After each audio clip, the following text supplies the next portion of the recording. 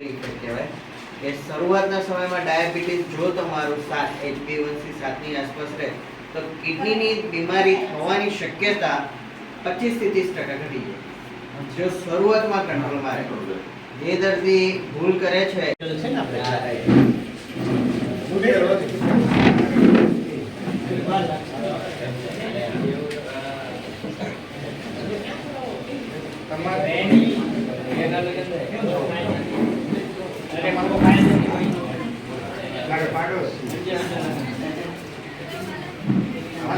Okay મળી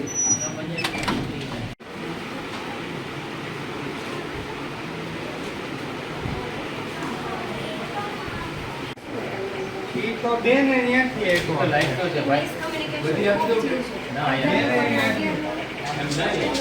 હાલ તો બે રેકર્ડ પડી જતું રિપોર્ટ આ રિવ્યુ કરી ને ये आई चल थी इन्हें ले खाना है, ठीक है. तो अभी देखो पानी आपको 100 से 200 ml एक टाइम पे लेना है ताकि 2 लीटर आपका पूरा दिन में निकल जाए.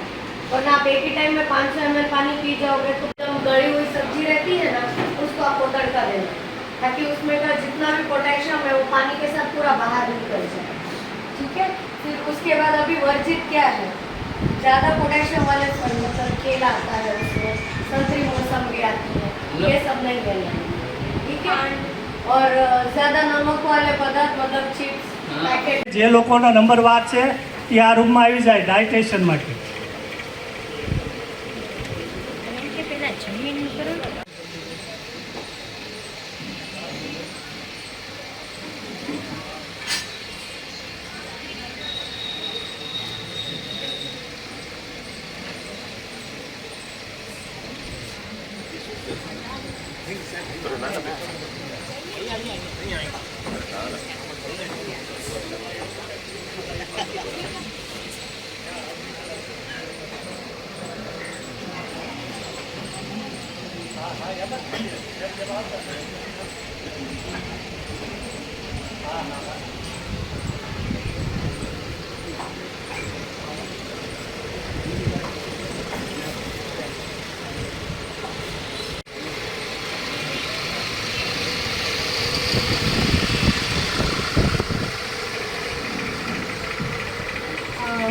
Good morning to all.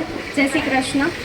27મા kidney કેમ્પમાં સર્વ મિત્ર KR દોશી ટ્રસ્ટમાં આપ સર્વેનું હાર્દિક સ્વાગત છે. આ કેમ્પ પાછળનો મુખ્ય હેતુ દર્દીઓને નિઃશુલ્ક સારવાર મળી રહે તે માટેનો છે. ટ્રસ્ટીશ્રીઓ અને જે પણ આ સર્વ મિત્ર મંડળ છે તેઓનો એક હેતુ એવો જ છે કે મદદ જેવી બીજી કોઈ સેવા નથી. આ ઉપરાંત સર્વ મિત્ર કિડનીને લગતે તથા હાલના પછાત વિસ્તારમાં જૂના કપડાં તથા ચંપલનું વિતરણ કરેલ છે. આ એક બહુ સરાહનીય બાબત કહેવાય. આજના કેમ્પસના ડોનર શ્રી સુનિલભાઈ વડોદરિયાના ભાઈ સ્વ હરેશભાઈ વડોદરિયાની પુણ્યતિથિમાં તેમના પરિવાર તરફથી રાખવામાં આવેલ છે.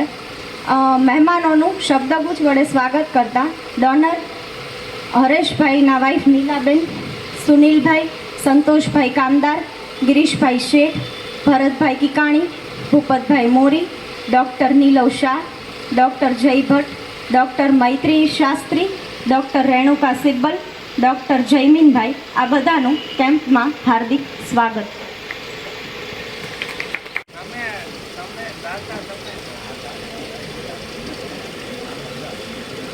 આ દીકરી એના ઘરના ગુજરાન માટેનો એકમાત્ર સહારો છે, જેમણે 1 મહિનામાં સિલાઈ કામ શીખીને પોતાના ઘરનો જે આર્થિક ભાર છે તે પોતાના ઉપર લીધો છે. ખૂબ સરસ બેટા.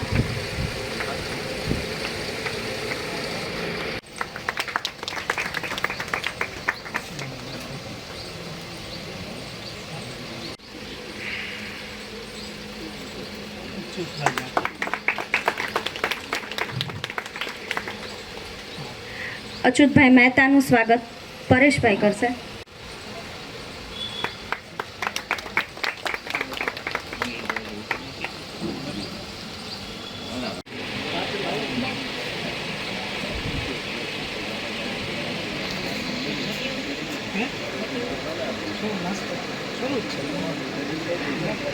રિયાઝભાઈને વિનંતી કરીશ તેઓ ડૉક્ટર નીલવ સરનું સ્વાગત કરશે.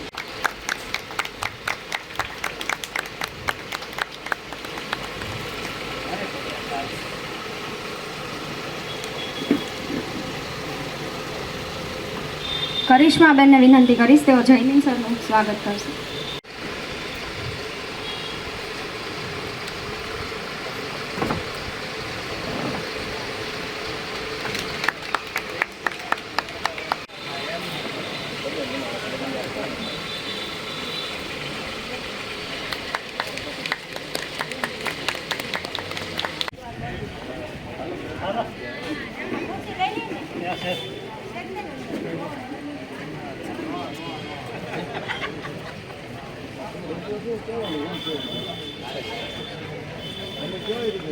આવીને વહી આવી.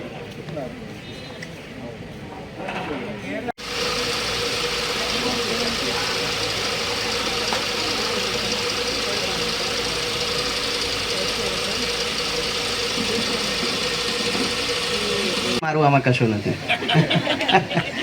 ઓકે, કેમ્પની શરૂઆત કરીએ છીએ 5-10 મિનિટમાં. કેતન સર કઈ? Okay, thank you.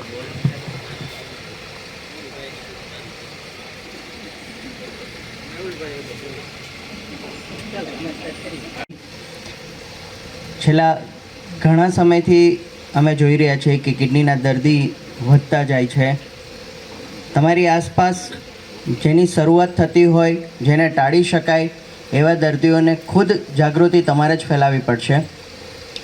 આપણે હેરાન થઈએ છીએ, બીજા હેરાન ના થાય એની જવાબદારી પણ આપણે જ રાખવી જોઈએ. ડાયાબિટીસ, બ્લડ પ્રેશર અને નાની ઉંમરે બહુ હેરાન થાય છે. હવે લગભગ આ વર્ષની અંદર ગણીએ તો 8-9 ટ્રાન્સપ્લાન્ટ થયા, એમાંથી 6 ટ્રાન્સપ્લાન્ટવાળા દર્દીની ઉંમર 20 થી 30 વર્ષની વચ્ચે છે, કદાચ 15 થી 30 કહી શકું.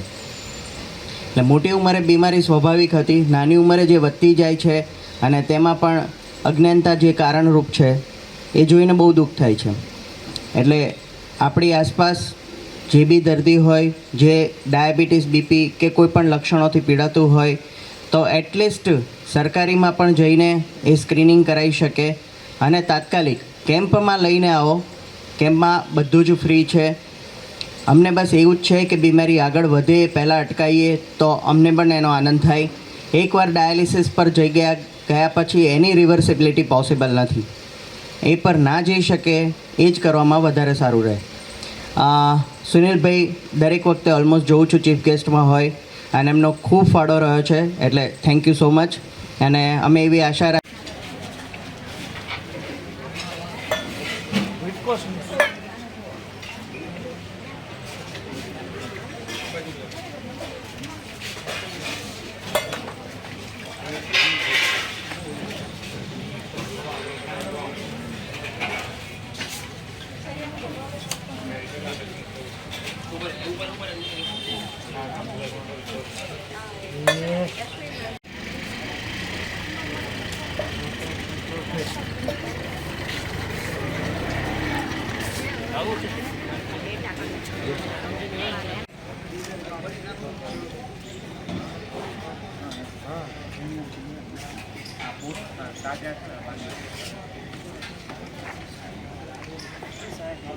હા, હું પાડું છું બેટા. તમે આવો એમ તો પાડવું.